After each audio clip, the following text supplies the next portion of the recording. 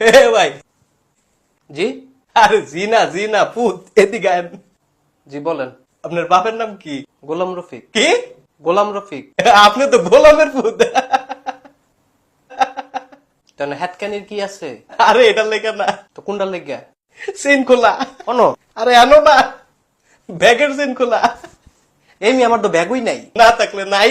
হুরো মিয়া আপনি সরেন তো। আরে চেতেন না ভাই, একটা কথা কমু। কি কইবেন? আর আপনি তো হ্যাটকে কুলফান না, কথা কইবেন কুম্বালা। আরে খান, আবুটি আবুটি। কি কইবেন কোন? ধরেন আপনার বাপে একটা বাড়ি বানাইছে, আচ্ছা।